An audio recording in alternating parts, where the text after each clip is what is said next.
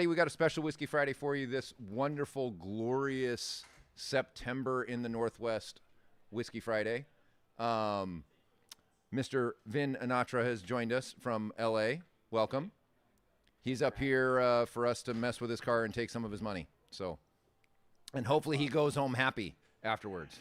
Yeah, I mean, I just drove it for a little bit, and it's been it's pretty awesome. Right on. So, Right on. I think it's money well spent so far.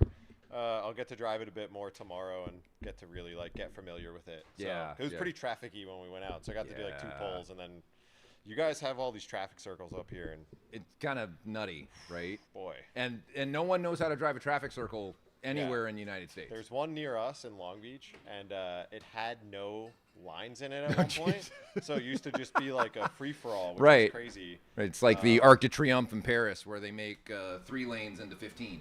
Yeah, but I didn't know what to do here, and I was just like, oh my god, there's like a Tesla behind me that was like an inch off my bumper, and I was like, oh my god, I'm just gonna go. Yeah, it was terrifying. Exactly. Absolutely horrible. Oh, that's pretty funny. Yeah. Pretty funny. The traffic circles are relatively new. Really? Yeah, they just started putting them up here maybe 4 years ago when They're they started everywhere redoing in shit. Europe, and Oh it yeah, works great. yeah. People know how to use it, but Right. for some reason in America, it's just against our culture. Yeah. They've it's a lane. They don't stop. They just go. It's Yeah. normally the old blue-haired ladies that are the worst. They just Right. kind of go 4 miles an hour and just pull out in front of you. Well, I think the saying about driving is just be predictable. Yes. And I'm waiting, and Yes. then someone stops in the circle and waves me, and then I'm like, what the fuck? just is going on? go. This is I'll go horrible. behind you. Yeah, It's like I hate merging on this. the I hate lane. this. All this bit. Yeah, Are not fun. we good, gents? Just producer check. We're good. All right. Just checking in. So, Justin, can you throw up that beautiful picture you just took? Because Vin and I started going down a path that we should probably share with everybody else, because it's apropos. Do we drink this? What's that? Do we drink this? Yeah. Oh. Of course. Cheers, brother. I was waiting for you. Oh, I've been drinking it the whole time. I wait. didn't notice. I'm a horrible host. I just get started. Oh, it's pretty good. Right on. That's good to hear. All right. So Vin let us put a D4 package on his 997.2 GT3 RS. Beautiful car. A bit of a unicorn, as we found out as we're trying to tune it. But we'll come back to that.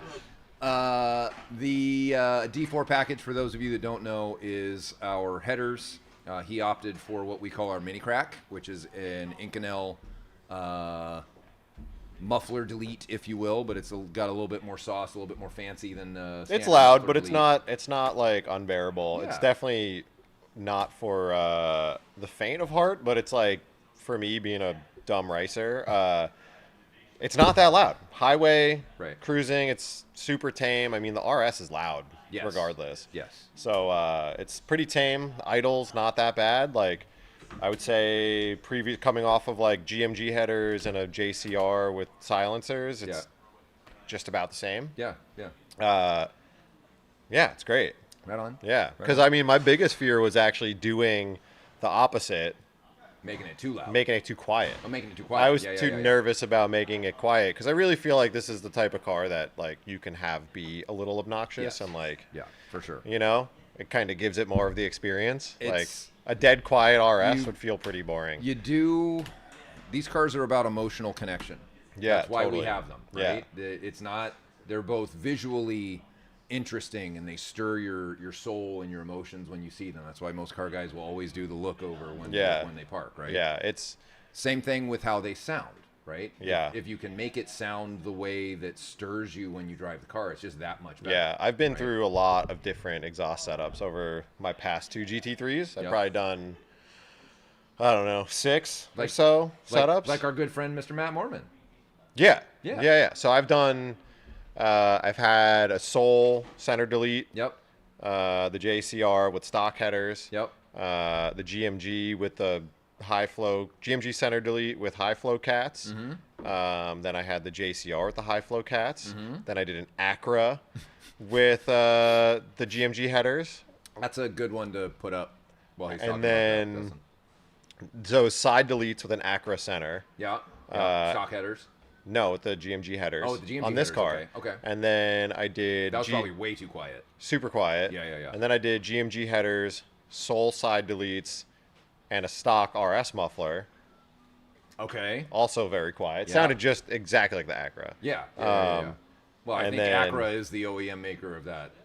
Of Porsche's dry muffler. And then back to the JCR, and then now this. Right so on. I don't know how many that was, but that's a lot. Yeah, that's a lot. It's a lot of stuff. That's a lot of just and swapping honestly, shit around. The Acura and the OE muffler and the GMG center delete lasted on my car maybe a day. Right. Like put them on, drove it, was like nope, that's got to go right off. That's got to go. Yep. Yeah. The it's funny. I'll have guys call. They get a new GT3, a 991.2 or a 4RS or something, and they call me. Yeah, I want to go faster on track. I want an exhaust. I'm like, okay. Yeah. We can make you faster on track, and we can get you an exhaust. But sometimes getting an exhaust doesn't necessarily make you faster on track. I would say it 9 can. times out of 10, it's not going to make you faster. Right, right. And it's funny. So we've got some local guys. Todd Panic is one of our guys. Some of the exhausts that we sell produce enough power that you can actually see a delta in your lap times.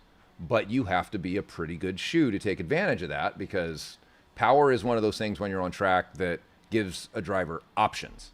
It doesn't necessarily make you faster if you're not able to take advantage of it. Totally. If you're able to take advantage of it, then let's be for honest. sure if it you're can make you driving faster. a modern day GT car, I would say there's a very high chance that you're not a good enough driver to like need power mods to be faster. Like, absolutely. You know, I don't know. Maybe my car, like the older ones, but definitely not 991, 992. Like, they're way better than you are. Yeah. You know? I mean, honestly, any car that you take on track, the very first thing that's going to make it faster is having more mechanical grip. Yeah. More grip makes the car faster. Makes it easier. Alignment, tires, suspension, all that good shit, right? The basics, like we call it the basic packages, make sure the car can stop. Yeah. Make sure that you don't fly out of the car when it stops. Yeah. Even if it stops very suddenly in a way that you weren't expecting. Yeah. And then we start to get to play with the other stuff. Yeah, I've driven a lot of cars on track, and like the newer GT cars are just so competent that it's like you can leave stability control on. You don't even hardly notice it doing anything. Honestly, a lot of times I feel like you're, you know, the things that I like the most is getting rid of like compliance. So rubber bushings and things like that, doing like the kinematics. Yep. You know, so it makes the car feel keep the kinematics very stable, so that the alignment is very predictable as you're going around. So things like that, and like a good alignment and good tires, and brake pads is like all you need. Yeah. I think people overlook the kinematics more than they do. You know, they do. More than what we found, like with the 4RS development, and anybody who's been on Whiskey Friday, we've been shouting from the rooftops for months and months now how much, I'll say it this way, how poor the car is stock. It's not good. I'll give you for instance. So you met Ted. Ted's a pro driver. He's retired from pro driving, but he is still a highly competent retired pro driver.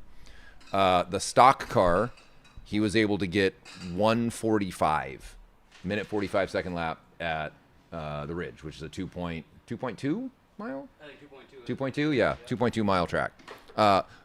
Really quick time. I mean, that is in the top 10% of times at that track for street cars, period. We got it all done with the aero and the MCS and better kinematics and tires and PFC brakes and all the rest, and he dropped 5 seconds. Holy shit. He went 140 flat. Yeah, there you go. And here's the crazy part about this. Everybody who's gotten in that car with it done has set a personal best within the first 5 laps they've driven the car. Oh, I bet. I mean, that thing, I just drove it on the street, and I was like, you could tell how a car feels, you know? Right. Like, obviously not pushing it, but just like the turn in and like the front grip on it and just like the balance, it just feels like super planted. I would love to drive that thing on track. What tires are next they? time you're up, Trofeos? Supercar 3Rs. They're good years. Yeah. They're our new favorite. Mainly, this is what's so we were at the Nürburgring recently, and Cup 2Rs are kind of the standard bearer for that track. I know, I'm bummed they don't make the Rs and 19s. Right. So I have standard Cup 2s I would on my car. tell you they're not right for a car that's making, I'm honestly surprised that they're okay on the RS, and they must be a variant because they have a very soft sidewall. Yeah, and they don't have a high load rating. I don't love them. I ran they die in a day. Falcon RT660s. Okay. But they don't make a 325 rear, so I was running a 315. Right. And those were they felt okay. Non-Kong AR1s or CRSs are a good substitute for those. Yeah, that's what I'll probably try next, Yeah. or at least for my track tires. Or if you've got 19s on the car, right? Yeah. I would 100% put 265, 325 Supercar 3Rs on there. You will never put anything else on it. Do they make those at 19s? Yes. I don't know if That's I can what fit they a come 265 up front. You can fit a 265 up front. Maybe. You can't fit a 285 up front. You need pumpkins fenders for that, but you can fit a 265. Maybe I'll try that because I got the Michelin's because I couldn't find any other tire. Yeah, 19 by 9 in the front, 265, Yeah. and 19. It'll fit all day long. I'll look into that. Yeah. Yokohama, who I work with on all my other cars. Yep. I think they're making an AO52 in Oh. those those sizes the now. 19s. Like wide 19s. Yeah. Because that's been the thing with the But Yokos. I think they might never have a come similar 325. problem to the Michelin's, which is they have a pretty soft sidewall. Yeah. So, Yeah. But I'm going to try those because I love the AO52s on It's everything funny. else. Mike Kojima, So- when he was up here helping us last year getting the 992 GT3 dialed in, he's like, I really wish we had AO52s on this car. Yeah. 'cause I know how to deal with those tires. The AO52 is a great tire. Yeah. They just never came wide enough for Yeah. Porsches. So if they make it in right? the size, that'd be great. I Yeah. have a set of Yokohamas on my rotiforms, and I hate center locks for the one reason that you can't run spacers. Yes. So Yes. the Michelin's, the 325s are chunky. Yes, they are. Yes, The 325, it's a Yokohama like Apex, is a bit narrower. Which is so weird, And I'm right? like, God, it's so annoying. Why how do can't how do they measure this shit? How But is a even, like- 325 not a 325? You think they like- should all be 325? Yeah, when I had my Evo 9, I put 255 Falcons on it, the 660s. Yep. And they measure like 270. Right. You're Right. like, "Wait," like, this is the most annoying thing because then Yeah. you're like trying to dial in your fitment and not rubbing and all this other stuff. And try a like, different tire, and then when Yeah. we went through COVID and all the tire shortages for everything were going on, everybody's having to find different tires from Yeah. what they were using before. Remember when Goodyear Supercar 3Rs were the cheap tire? Yes. Yes. And then they caught on and they were like, "Oh, They're people like- like these." You're like, we Here's the didn't sell. price. GM didn't sell that many Camaros. How the fuck are all these people buying these tires? Yeah, I don't So- know. They're great though. They're great. Yeah. Anyway, Goodyear brand. Who knew that existed still? put the let's talk about this afternoon's drive, Justin. Put the picture of his car and the 4RS back up because we were going down a good rabbit hole before we started, and this is a good rabbit hole to go down. There you go.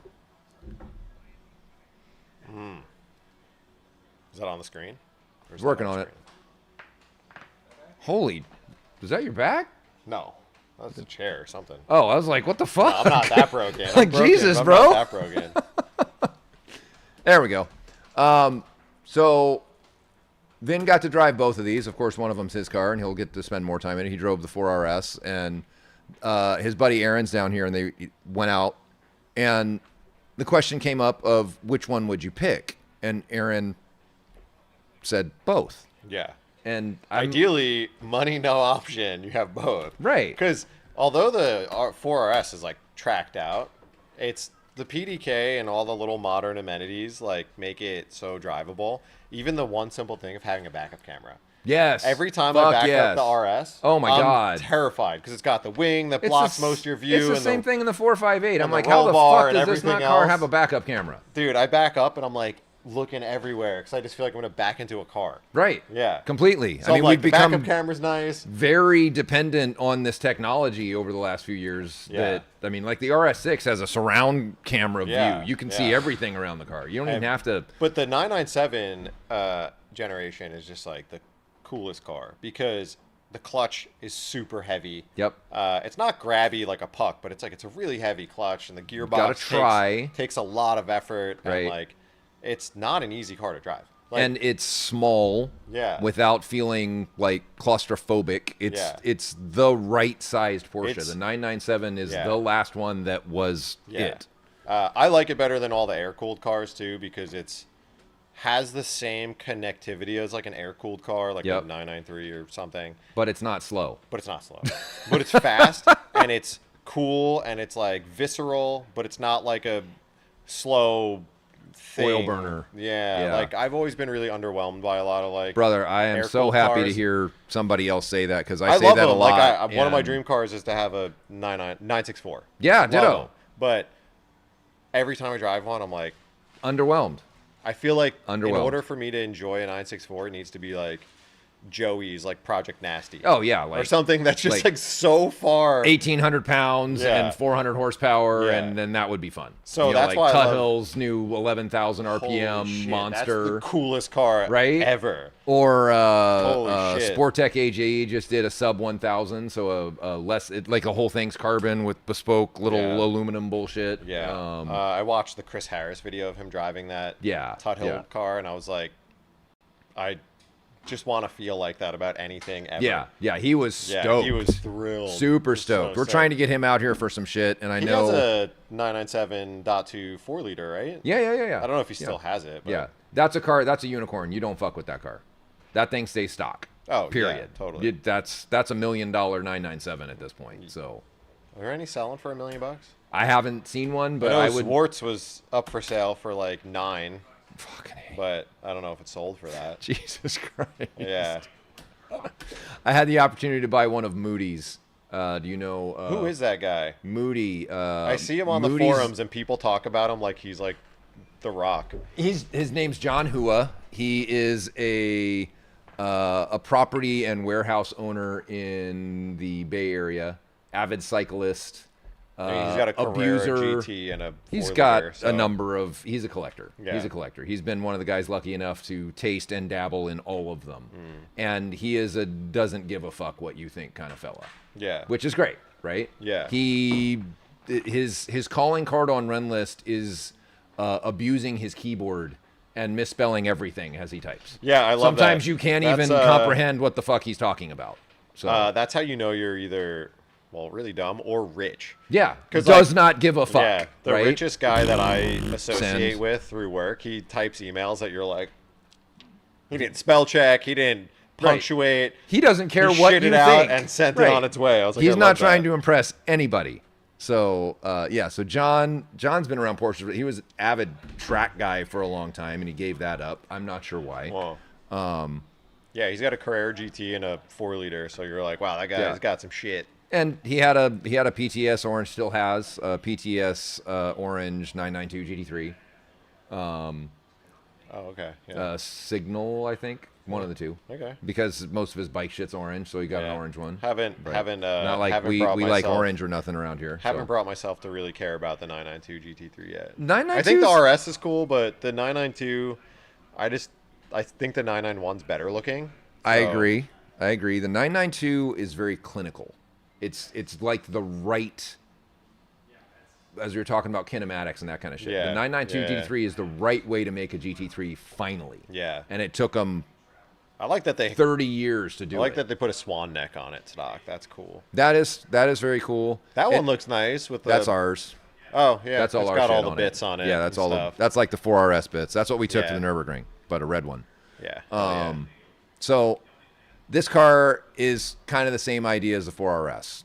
To your point, nobody can access the speeds, the capability of these modern cars on track out of the box. Nobody can. Yeah. So, and I because like the thing we were talking about with the 4RS versus my car is obviously the biggest thing being like manual versus PDK. Absolutely. But I've driven a 991 GT3 manual. It's not the same. No. It's not the same. No. It's personally, too big. Any car that is like 2015 plus, I don't care about it being a manual. Yeah. Because chances are they make it so soft anyways. Right. Remember, I got a Mustang Mach 1 something or other, whatever, press car. Okay. Manual. All right. It's got so many aids that you can literally just sidestep the clutch every gear. And it's just smooth. It just does what it does. I'm like, you're just doing the motion. Right. I like the GT3 is not like that, but it's still like the clutch is very easy and the gear changes are easy. Light. And the pressure of the clutch is too light in the 991. It just feels very like... Has auto blip. You don't actually have to try to... Feels very new and nice. Yeah. Which is great. And for Porsche's marketing, bringing more and more folks who were polarized by the 997 that might have bought one I and get said, it. this is too harsh. If I'm older and I want to drive it more, Right. you want it to be more compliant and Yeah. nice. Like I all the time want to drive Longer my RS somewhere wheelbase, and all it's that shit. Yeah. trafficy and shitty, and I'm like, Nah. this car sucks in traffic. I don't want to deal with it. Yeah. I don't take Completely. it. Yeah. Oh. My RX-7's better in traffic than the RS. Seriously? Yeah. Lighter. It's got a twin disc, lighter clutch. Oh, sure. You know? Sure. Yeah. Gearbox is easier. It's got lots of torque because it's a turbo car. Yeah. You can just let Simple. it pull itself down the highway. Yeah. I'm very jealous of your FD. It doesn't. Just say It doesn't chatter like crazy. I lost my FD because I was stupid. I had a 29,000 mile FD. Started modding it, could never finish it. Sold it to a guy that worked here, and then fired him eliminated his position. That's so corporate of you. Well, if you had to deal with unemployment insurance in Washington, you too would not fire an employee. You would eliminate their right. position. Yeah. What kind of questions we got? Not many. Not really many. Ask them if they want to ask some questions. Fire away. Yeah, anybody who wants to ask us some questions, please bring it in. That's very typical in Whiskey Friday. I start with a general concept of what the fuck I want to talk about and then get derailed 18 times as we're walking through it. Sounds like my life. What else? So, you really like Washington. You think you'll ever move here? Probably not, but No? I like it. Right I don't know. I mean, it depends where I end up in life with like work Okay. and stuff, but I like it up here a lot. I love trees and fresh air and like space. Fresh air is the weirdest thing to say, but when you live in California, New York to L.A., yeah. New York's fine. LA air is disgusting. Yeah. So, especially sitting in a valley and it's always hot. Yeah. Right. So, I don't know. We'll see. Right on. If I do, I want to move somewhere on the water up here. It's cool. Fuck yeah. Have a place with a big old garage and Yep. stuff. It'd be Big sick. garage, which I didn't Yeah. do well in the house I bought. We went, so here, when we were shopping for a house 10 years ago, it was house with a water view or on the water with a separate garage that was large enough for all of the things that I might want to, fuck around and find out about, and a house. And then we end up in this fucking way too gigantic of a house with a 2.5 car garage. Yeah. I And mean, I'm when I was like, shopping for what a the house, fuck? I was like, I want a minimum, like, massive 2-car garage. Yeah. And yeah, I bought for sure. a house with, like, the smallest 2-car garage ever. But But my you've house done is well. cool, so it's fine. You've Yeah. done well. That's, like, my adult compromise. I have, like, Yeah. the shittiest, small, steep driveway and a small 2-car garage. But I have a your- shop, so it's fine. Your remodel on the garage is good. Yeah. Is good. It came You out did nice. good. Yeah. And it gets enough. I do my stuff in there. Who's the guy with the black air cooled in LA that his garage has been on Popular Mechanics? The fuck's I his don't name? know. Yes, Jack. Yeah, him. Is he in LA? Ding. The 993? Yeah. Isn't it a? It's a long hood, isn't it? Yeah. Oh, I don't know. Like a We'd have to pull it up. 69, 72, something like that. Yeah. We'd have to pull it up to see. Yeah. He only goes to Willow, right? Oh, I'd have to see it. Yeah. His garage is crazy because I like how, it's like a transformer garage. He can like flip everything all up and down, and now Oh, it's a that's welding sick. station, and then that folds away, and now it's a car lift, Yeah, and that's tight. it's pretty dope. So William Cody Jack Olson, there you asked me go. to ramble on how the E36 is the best car ever. So the E36 M3 we is can the, talk BMWs for a minute. E36 M3 is the best car ever for $8,000. Straight up, it's a phenomenal $8,000 car. I was not expecting the $8,000, but I think it's Matt Farah who also agrees with that. But like the E36 is great, but I'm not paying $30,000 for one. No, ever. no. I don't care No. if it's Dakar yellow slick Fucking top A, right. with the most Who rare cares of rare what? birds, I'm ultraviolet, super never something, paying or $30K what is for that? it. I'm losing Yeah. my BMW cred as I talk. Yeah, So, I'll Thank you. yeah. I don't care. They're great. I love them. They're awesome cars. Not ever paying what people are asking for them today. Yes, that's Yeah. Novin. Everybody just got home from work because our viewers are going up right now. Yeah. But we started a little early. Yeah. This is Novin. He's one of our guys. He actually just bought a what the hell is the E46 shoebox thing? Oh, the Z4M Coupe? There you go. Yeah, That those are one. cool. He just Box is technically the Z3. Yeah. so the Z4M Coupe. Yes. Yeah, I like So those. They come with he an bought one of S54. those. They're Yep. light. They're Yep. like quirky looking. Because he didn't want to keep tracking his $300,000 RS. Yeah, I mean, it sucks, but that's kind of where I'm at for. That's kind of where I'm at with my car. I hardly want to track it anymore because of how much it is. But I love E36 or Dundon headers.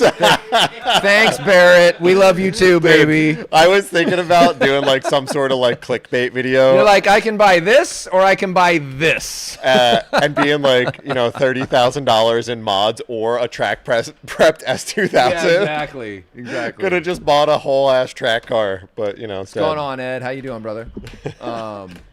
Yeah, it is a little absurd sometimes.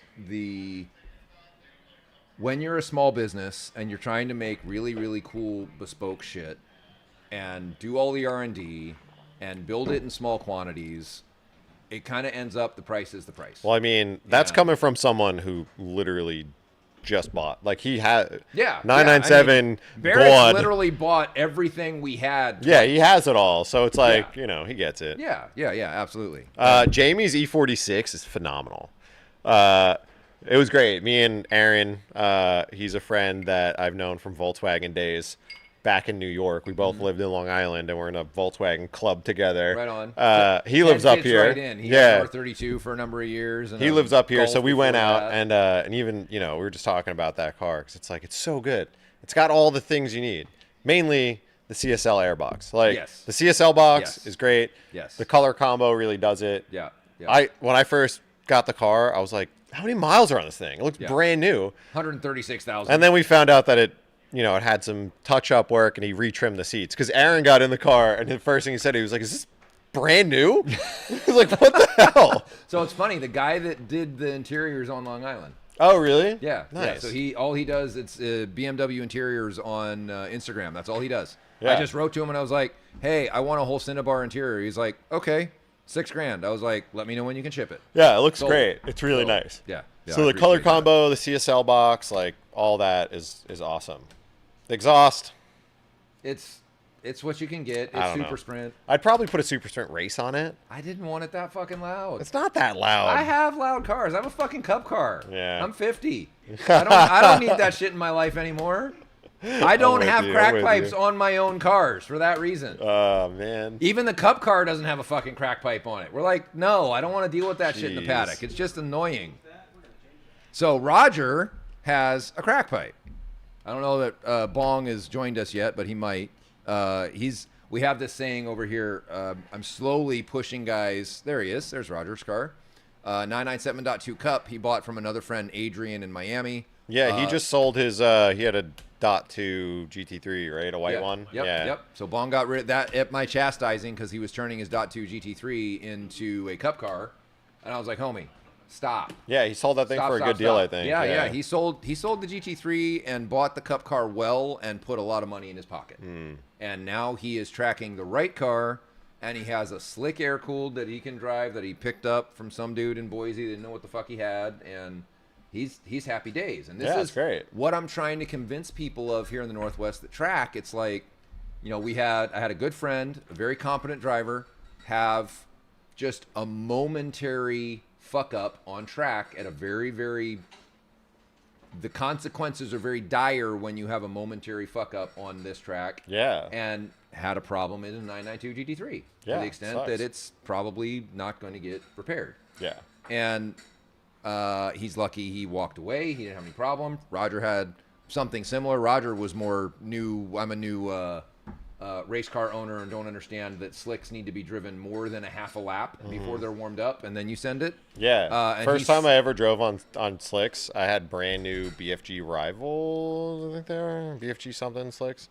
Oh, yeah, okay. Yeah. And my friend Sally let me drive her Civic touring car. Yep. And put a brand new set of slicks on it. Weep. Spun it on the outlap. Yep. That's exactly had what. No idea they were that. Exactly what Roger did. And literally turn one on the outlap and spun the shit out. I was like, he just tapped the rear quarter into the tire wall.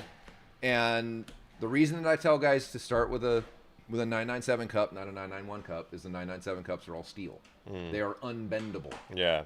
The 991 cups are all aluminum. They are not unbendable. Yeah. You take parts, you unglue the parts from the car, and you glue new parts on the car. That sucks. It's not horrible. I mean, I've talked to a number of 991 Cup teams, and like literally, we can do it in the paddock. It's not a big deal. Despite telling everyone that E36s aren't worth more than $8,000, man, I would love to sell my LS E36 for like 36 grand. honestly, any of you guys out there, give a great deal, $50K, and buy a 996 Cup car would be my like dream. Dude, 996 Cup, the one that's on the Cheap. rack over there is a Yeah. 9971 Cup. Yeah, And that'd be my dream setup. I picked that up, and one of the things that we're getting ready to release probably in the spring is what we're calling a 997 Cup Club Sport.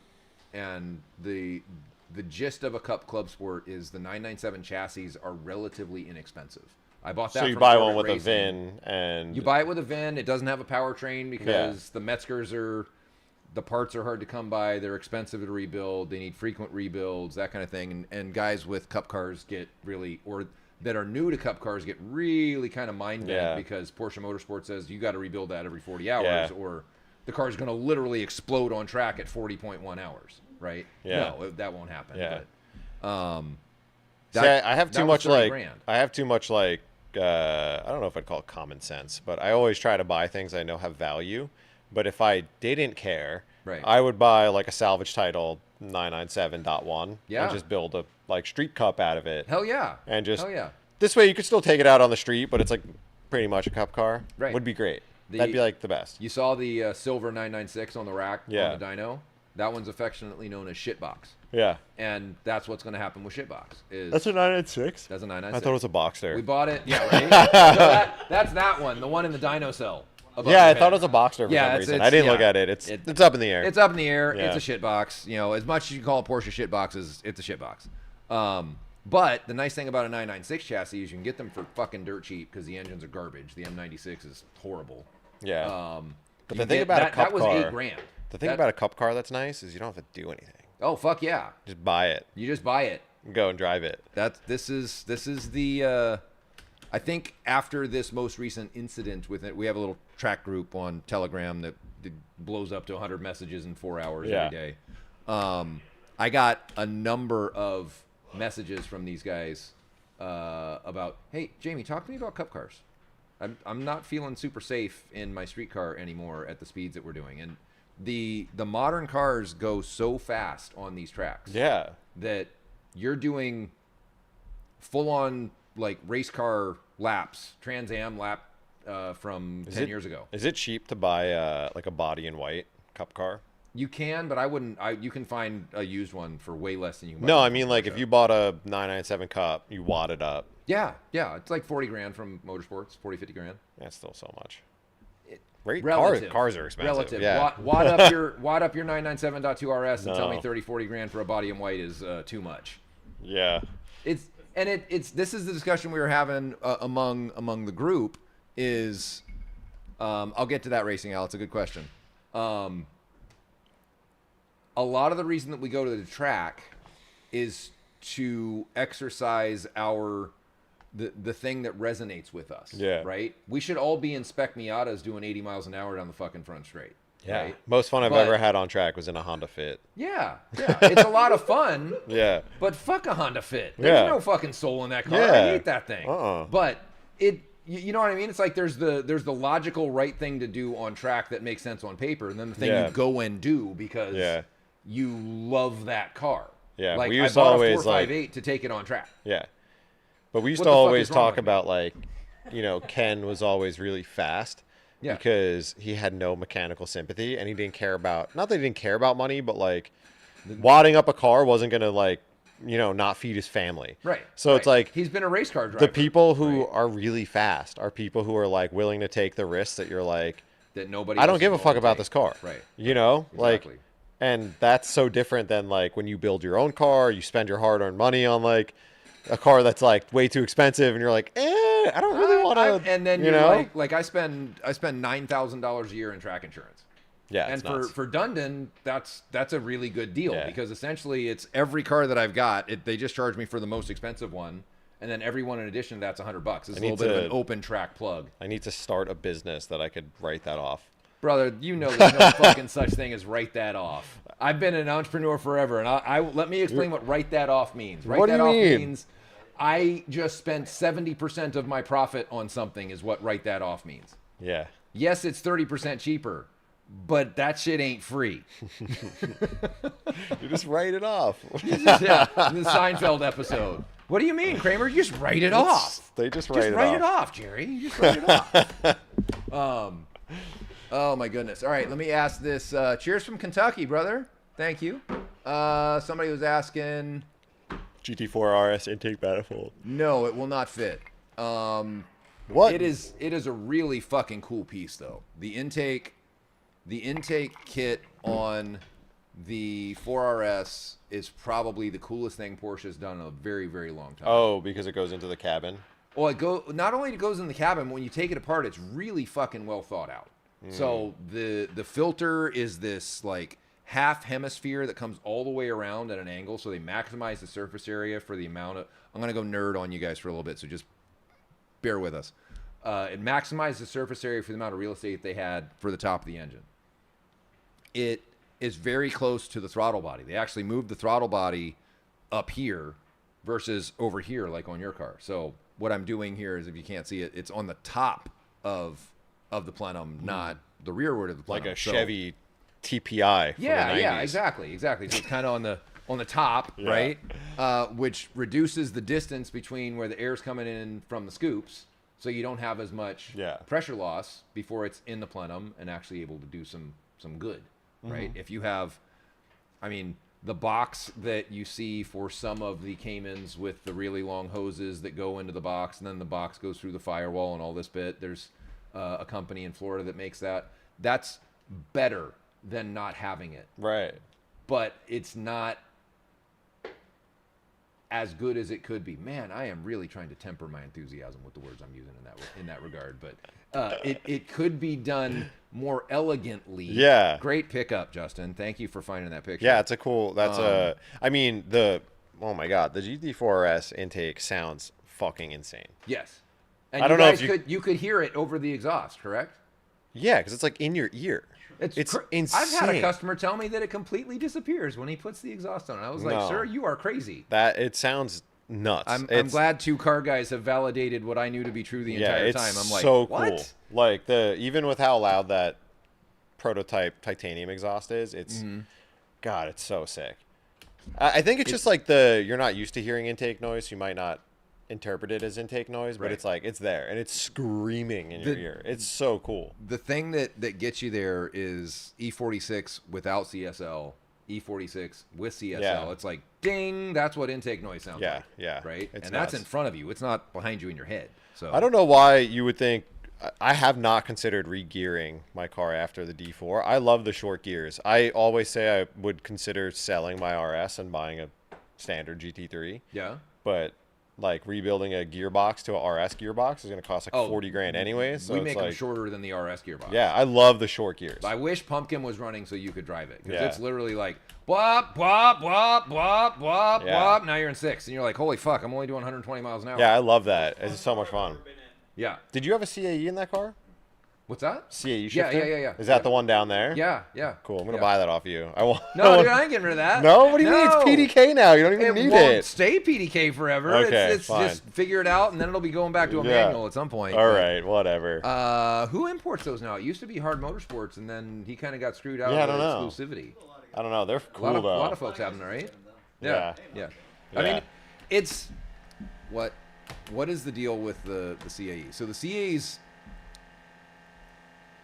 I've gone back and forth. If you're gonna street drive the car, just put a numeric in it, something like that, something a little bit more mechanical and rifle shifter feel in it, or just refresh the I like bushing. the stock one. It's fine. I do too. But the CAE just feels sick. It's very rifle bolty. It's very specific, but it kind of looks like ass in the car. Really? I don't. You like it? Yeah, Aaron I likes think it. it- You I like think it looks kinda cool. It's very purposeful. Yeah. It's very purposeful. Yeah. It's the It's interfering, but he's gonna go shut the door. It's All just right. background noise.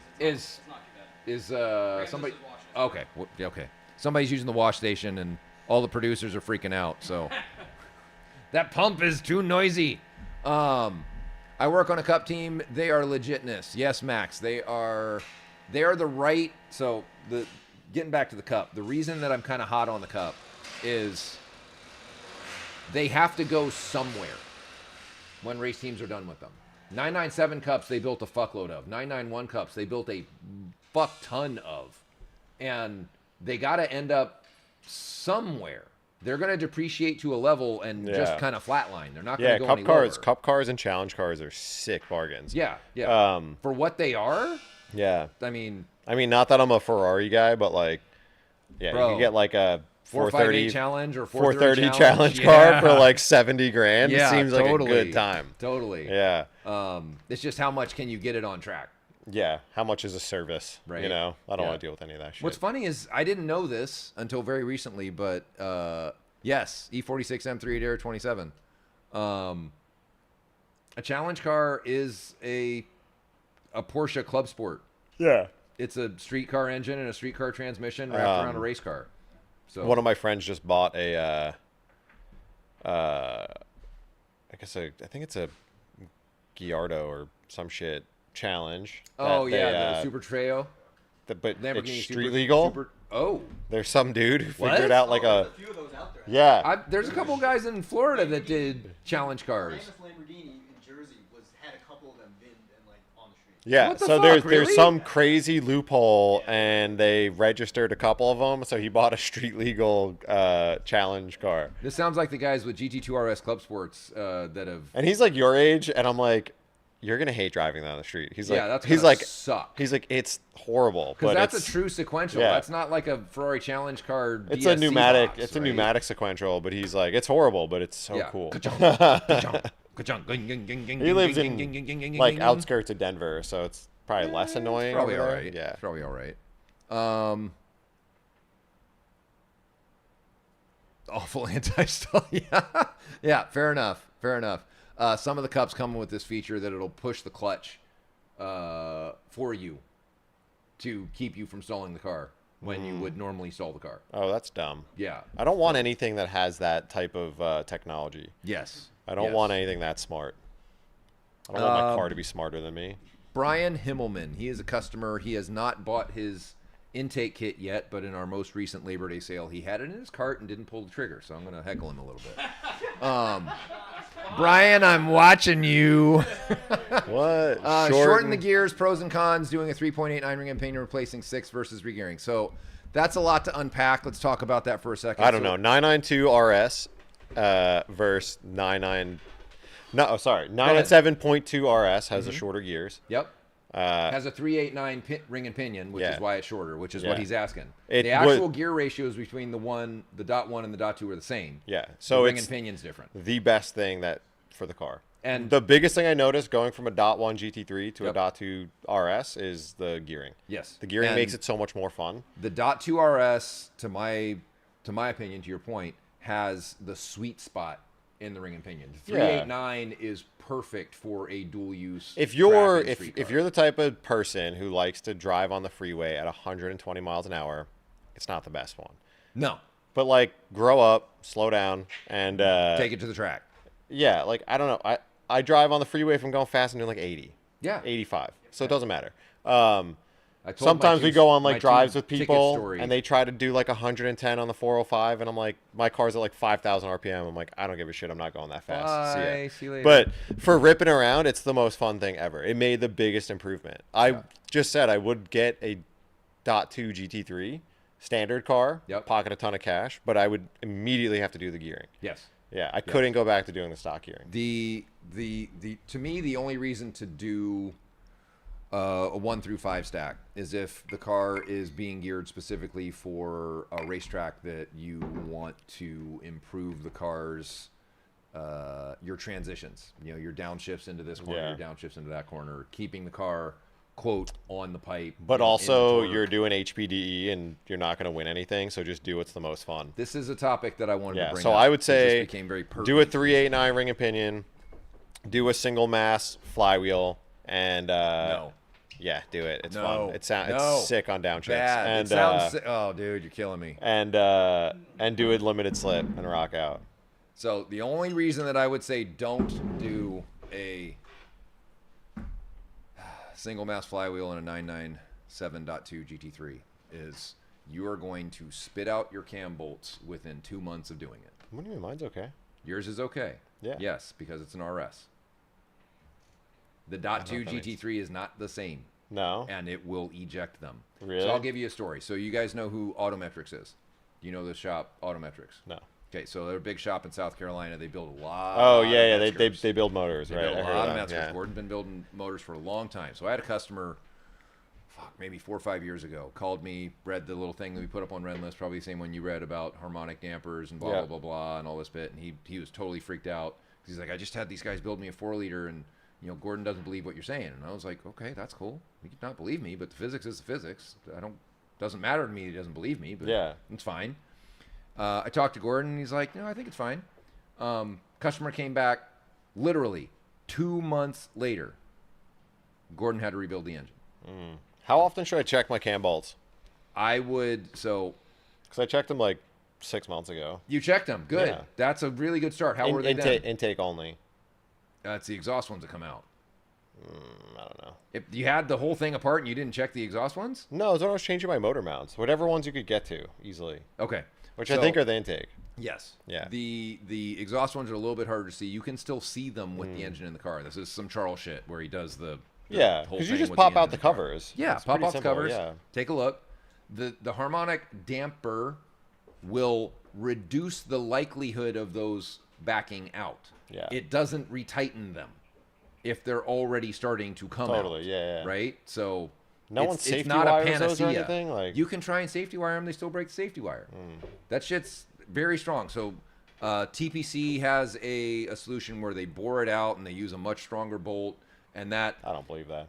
right? And I'm like, okay, you didn't solve the source of the problem. You're just making the symptom potentially less, right? You're just hoping it doesn't happen. You're after hoping you it do doesn't happen. Yeah. The idea is to remove the driving force.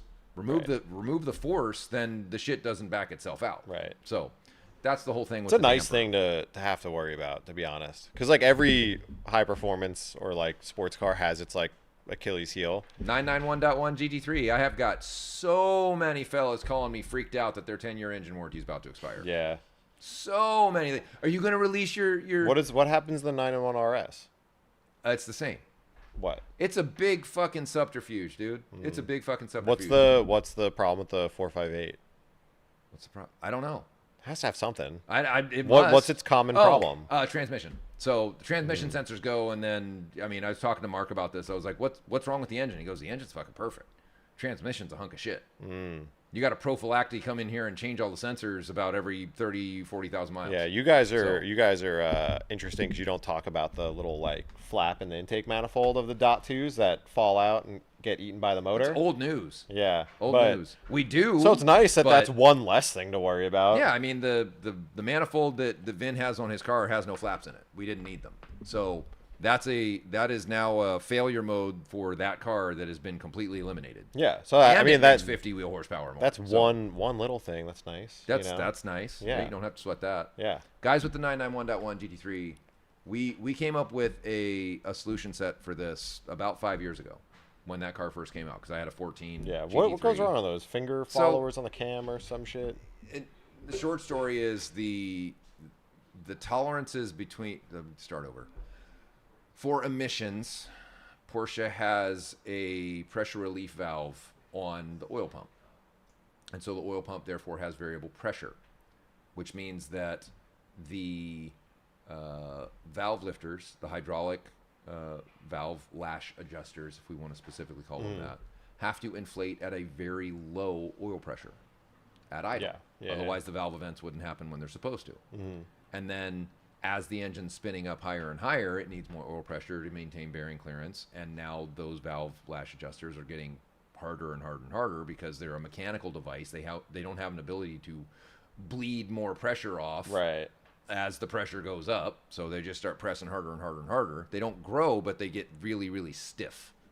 Sounds like a male erectile dysfunction problem. But and I didn't mean to look at you, Vin, when I said that. I'm still young. still cranking. So what ends up happening is the cam finger follower pad interface gets squeegeed of oil as it's going around, and as the RPM goes higher and higher, it happens more and more.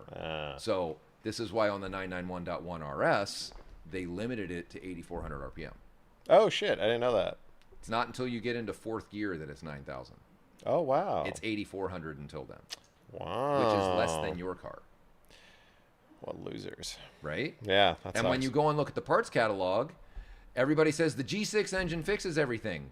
Guess what engine's in the 2016 GT3 has a G6 engine. Yeah. 991.1 RS has a G6 engine. Why the fuck did Porsche limit the RPMs if the G6 engine fixes it? Yeah, I don't know.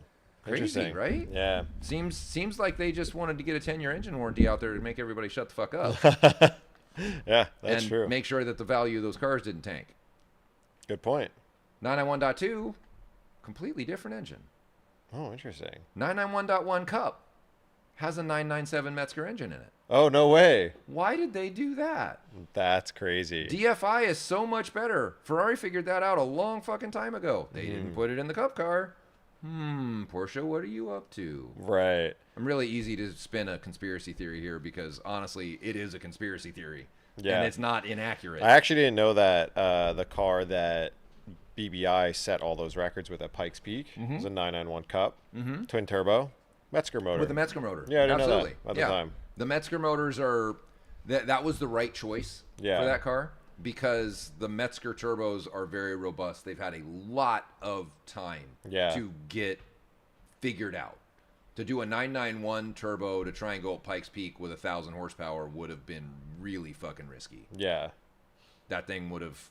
I mean, I remember talking to John Habell and Mitch about the GT2 RS Club Sport that they were doing for Porsche Colorado. And they kept flattening bearings. Oh, shit. Remember the conversation with Charles earlier this week? Yeah. That's been a lot of conversations with Charles that went over my head though. So Vin got a high level 400 level education on a number of engineering aspects that I was watching Charles explain them and watching Vin's eyes. It got to the point where I would ask Charles a question and be like, "Hey, I'm looking for a really short format answer on." And that would be the 25-minute answer, not the 50-minute answer. Keep up for about 2 minutes. Yeah. And the times when I was here, I'd be like, Vin, give me a second. I'll translate. I'm really good at this. Hey, listen, I have a question, but I need like a really short answer on. Is there a color by numbers answer for this? I'm not asking for Picasso here. And this is why we love Charles to death, honestly. This is why Dundon Motorsports is where we're at. It's been funny working with him because I'd just be like, you're just too smart for your own good. And it's one of these things, Charles and I came together. Because like he's so particular because he's like a perfectionist with things, and I'm like, if you were just a little bit dumber, this would be fine. If he was a little bit dumber, we wouldn't be anywhere close to where we are right now. Right? When you're on a dyno with a naturally aspirated car fighting for 5 wheel horsepower and you want to spend 2 days to find it, that's Charles. Yeah. And that 5 wheel horsepower turns into 7, turns into 10, yeah, turns into 25, I respect it. Turns into 40, et cetera, et cetera. If you're not interested in the 5, don't try. Yeah. Just don't try. Just stop now. Enjoy your car the way it is. Stop. Yeah, I guess because like the world I was from, like the tuner world, you bring your car to a tuner on the dyno and like TOONER tuner, not TUNER. Do it and get it done. You're like, not engine calibrator. It's not doing whatever, but it's good. Yeah, it's good. Good enough. See you later. Give me my $5,000. Have a good day. $5,000? I've never paid a tuner $5,000. It's like $500. Like $5 and a 6-pack, especially when it's your buddy. It's like, come on, like it's getting like Evos and stuff tuned. It's always like $1,000, $800. Like it's way cheaper than that. It's pretty funny the number of people I find in Porschedom that came from JDM. We all came from JDM. Yeah. Well, we all came from. I was like a German car person. You guys came from Volkswagen. You were in the other. I was a Honda kid. So, yeah. But I was never even. I had a GSR, and it was literally the assholes. That was my first cool car when I got out of college. Bought myself a car, Integra GSR, and it was a '96. DC2 baby. Yeah. Awesome. They stole the car. That's why I didn't. Driveway. That's why I didn't have a Honda. You couldn't own them in New York. Here's the dipshittery of this. They stole the car from my driveway, and they took the interior, they took the wheels, and left the fucking engine. I was pissed. Yeah. I was like, you totaled my car and left the best part about it. The fuck is wrong with you? GSR swirlies, man, those are hot commodity. Oh, dude, totally. Holy shit. Totally. I was like, come on. Yeah. But then I bought a Toyota Tacoma. I bought a Taco. Yeah. 97 Taco, because I was rock climbing and scuba diving and mountain biking, and I was adventure Jamie in those days. And I was like, I can't have a fucking sports car and do all this shit. So. Yeah. And I didn't get another cool car until I moved to Delaware. I lived on the East Coast for about 5 years. Bought my first BMW. I bought an E46 330 coupe. Oh, nice. CHP? Yeah. Yeah, those are cool. Because my wife would not a ZHP. It was an automatic. My wife would not allow me to buy a manual, and I'm okay with saying those words because allow me. She's Korean. Any of you who have a Korean wife know what's up. There is an allow and a disallow, and now she allows me to do all of this. So paying that penance early worked out for me. She even suggested that I get the 458 for my 50th birthday and not wait for it. I was like, all right, sweetheart, I appreciate that. Thank you. That's a good move. What do we got on here? My girlfriend's an engineer, so she's very numbers driven. Your girlfriend's an engineer. Yeah. So when I told her about electrical, when I told her about the RS trade up, I was like, hey, I could trade my car that's worth this plus this for a car that's worth this. And she was like, well, that number makes sense. You should go do it. I was do like, it. Let's You're go. Like, yay, you found her currency. That's the way to do it. She was like, sounds like a smart move. Go for it. Oh, totally. They went Dirty Mike on my GSR, literally.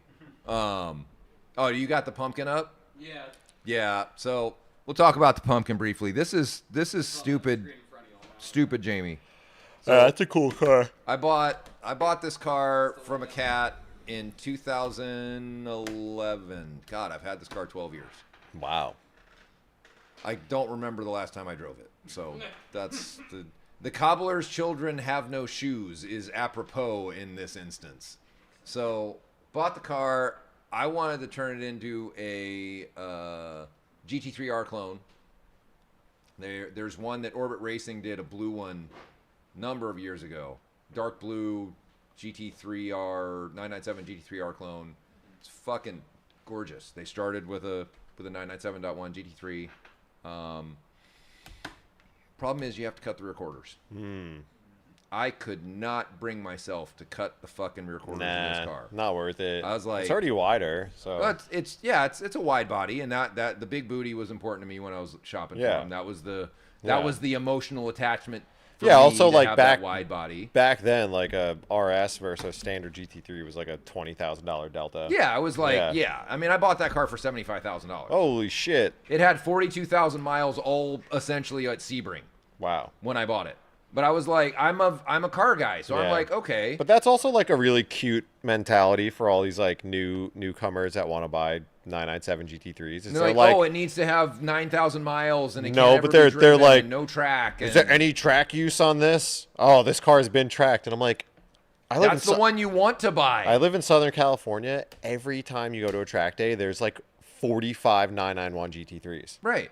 So like, you don't think that back in 2008, 9, 10, 11, 12, people were just tracking these cars? They all got tracked. That's what they all got tracked. That was the reason to buy it, right? Yeah. So, but I just love when people like are like track cars that have been on track are like totaled. You're like, it's just not true. No. Like, in my opinion, the track cars are better. Who bought a GT3 RS and didn't track it? They're exercised and well cared for. Because if you're a dipshit that tracks a car and doesn't care for it, you're gonna die. Yeah. Also, and then on the other side of it is like, if you're not super like track day guy or girl and you bring your car to the track, you think it's like a big ordeal, so you're like, I'm doing all the fluids and pads and I gotta get new tires and a service after, right? And, I gotta change the fucking gear oil every other like, track day. People, so, like you're like way on the other side of it. You're OCD on the other side of it versus the guy that drives the car 3 miles to Cars and Coffee and 3 miles home and lets it sit for 2 weeks. Dude, I was that car is gonna be fucked. I was just telling Aaron about like one of my buddies. He's got a 360 and like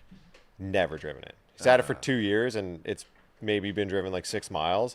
I and put all the 600 miles on my 458 since I bought it a month ago. All the guys move it in and out of the shop. Get started, ran for 5 minutes, parked. Yeah. And I'm like, that's the car I don't want. No. I mean, I'd rather have the car that was driven. Charles is the one. I mean, honestly, you'll see the whole gang of these guys will literally, and I don't know how many of them did it before they started working here, because Charles is maniacal about this. Goes out, starts his car, comes back in, gets ready to go home, goes, takes a pee, takes a shit, whatever, grabs some water, grabs coffee, comes back out about 20 minutes later, then drives the car home. He literally lets them all warm the fuck up before he drives them. I've never seen him do that with any other. Even the cars that we pull out from the shop will idle for 20 minutes before we turn them off again. It's better. It's better. Don't cold start them and turn them off. That's when all the wear happens. Yeah, I noticed on like all the Porsches I've had, which is 3. I've had a SC, 80 SC, 07 GT3, and then this car. If you like, because my driveway's steep, so sometimes I just have to pull cars in and out. If you just like start the car, run it for 30 seconds, shut it off, you do that a couple times, you'll start it and it'll fucking plume smoke. Oh yeah. Especially in a flat 6, it all just like accumulates in the cylinders, and it's garbage. Yeah, the first time I did that with my SC, which was a piece of shit, I thought the engine was like blown up. And then you don't even think about it in a Metzger now. You're like, oh, that's normal. No, now I know. I'm like, oh, normal. I know if I move the car in and out. I try not to ever like not let it run and get hot, but like if I do, I'm like, I know it's gonna smoke. One of the things I noticed when I was driving the Pumpkin a lot was long highway miles, pull a car in the garage, turn it immediately off. It would smoke the next time I drove. Oh, really? Mine's not like that. That's good. Long highway miles, put it in the garage, it'll be perfectly no smoke. If I let it idle and let the vacuum build back up. Oh, okay. Then it didn't do it. If I pulled it in and just let it idle for like 2 minutes, let the vacuum actually pull the crankcase back down, then it was fine. I have a pretty slow drive into my town, so I'm just like usually idling for like 2 or 3 minutes before I even get to I drive like 60 miles an hour through my neighborhood all the way in. All right, I was expecting a fuckload more questions today. We got like 3 guys who are asking us questions. So how many are on the live stream? We got 40 right now. We had about 50 earlier, so not very, as many as very introverted. Everybody's intimidated by the mighty Vin Anatra. It's a little more than we normally have. So. Right? But nobody's interested in asking any questions. Did we miss anything? I don't think so. No? All right. I guess Well, it's time. I'm not Guess it's gonna time hold to go. these boys. Time to go drive. It's time to go drive. They're trying to make a dinner somewhere in Seattle. Oh, you guys are about to go to It's 6. It's honestly Friday night. We go to shows all the time. Dude, it's like we got a whole like reunion here. Oh yeah. Because I got Aaron here, who I've known from New York, and then my other friend from New York was in Portland. Yeah. And he's driving up. Oh no shit. To meet us, and he wants to go to Seattle. Like, okay. So it's like just friends I don't ever New see York or hear. boys. So I'm That's like, let's awesome. I'm yeah, like, fuck yeah. I'm like, oh, this is cool. You guys know where you're gonna go to dinner? No, we don't make plans. Come on, look at us. Metropolitan Grill. Okay. Easy. Go to Metro Grill. Yeah. Oh, Metro's bomb. Yeah, Metro Grill. You'll get in. What time are they open You until? sit at the bar. They're open until like fucking midnight. Oh, perfect. You're fine. Yeah. Yeah, you can get in there late. It's a classic steakhouse. Yeah. Classic steakhouse. Yeah. They have valet parking. You don't have to worry about fucking parking in Seattle, Nice. which is a big thing for me. I don't like dicking around with street parking Horrible. and all that shit. Horrible. When is my car done? Who's that? When I get it, Doug. It's still at the body shop, bro. You know that. Doug, so this is a good story, and then we'll leave with this. So Doug's a buddy. Doug's a buddy of mine. He has a beautiful Guards Red 991.1 GT3. And done a bunch of mods to it. He's been drinking the Dundon Kool-Aid for a while. He's got MCS. He's got a power package. We hadn't done aero on the car yet. Doug is a sport driving enthusiast, and I am trying to use those particular words, especially with what's happened to another friend of mine. We are all pushing, in some instances, way the fuck too hard. Yeah. In street cars, on racetracks, to set personal bests and track records and all this kind of shit. And Dundon is I wouldn't say culpable, but maybe enabling in that regard, where we make parts that allow the cars to go faster. I would argue that we make them safer to drive fast with the parts that we have, because they're a lot easier to drive. You're not more on the edge or less on the edge. But that's a conversation for another day. Doug actually had a brake failure a brake line pop. We won't get into God. whose brake line it was, but it was an aftermarket brake line, not a Porsche Fuck, brake that's horrible. line. And I would tell every motherfucker listening, you don't need to change your brake lines on a Porsche GT car. No. Leave it the fuck alone. Yeah. Don't change it. It's fine. Everybody, I want to change my brake lines so that, you know, I was like, that's a BMW thing. Don't do that. Yeah. Porsches, you don't need to do that. Yeah. Leave that shit alone. It's a race car, man. And It's Ted good. was driving the car when it happened. No. If it wasn't Ted driving the car when it happened, it probably ended up very, very different. Because Ted was an instructor at Dirtfish, and that car was in the dirt for a long fucking time at 115 miles an hour when the brakes failed, and there was no more track, and they're in the fucking dirt. God damn. So Dougie got a ride along, and we immediately got him the fucking the 4RS after that happened. I was like, if you don't get the fuck back on the horse, you are not coming to the track again. Go drive my car. Go do fucking parade laps. I don't give a fuck. Go out there and drive the car. Yeah. And now he's doing a cup car conversion.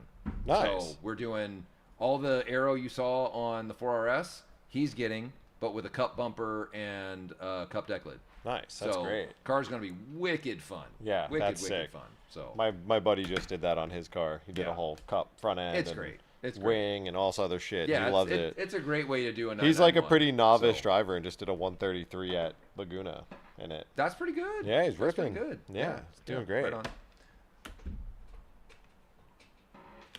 Brother, we love you, Dougie. I will see you next weekend. His 50th birthday is coming up in a few weeks, and my 50th birthday is about 2 months after that. So I found a kindred spirit in Doug. He turned me on to cycling, built my gravel bike, which I didn't know what the fuck that meant until I met him. And I have been actually getting out of my house and not sitting and lamenting about all the businesses I own, but actually getting out and riding a bike. Nice. That's great. Do it there. 40, 50 miles. I don't think about shit when I'm on a bike. I think about how much wind I'm sucking because I'm 50 and haven't done this ever. So yeah, I'm like, I went out with my buddy Reese, who's been literally on a bike since he was 10.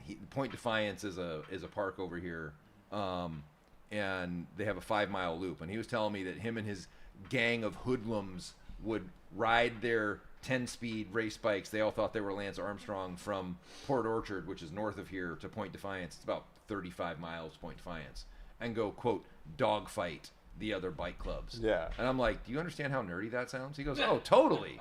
Totally. It's like all the boys in California are doing BMX, you know, and skateboarding, and you guys are fucking dogfighting on 10 speeds. Whatever. But better than sitting around doing if nothing. he isn't 38 and ripped as a motherfucker, because he great. still does it. Yeah. So, better than doing nothing. Yeah. Anyway. Shit. You guys go. Get out of here. Enjoy dinner. I won't hold you captive any longer. Thank you for coming up, brother. Later, guys. Have a good evening. We will talk to you guys soon. Good night. See ya.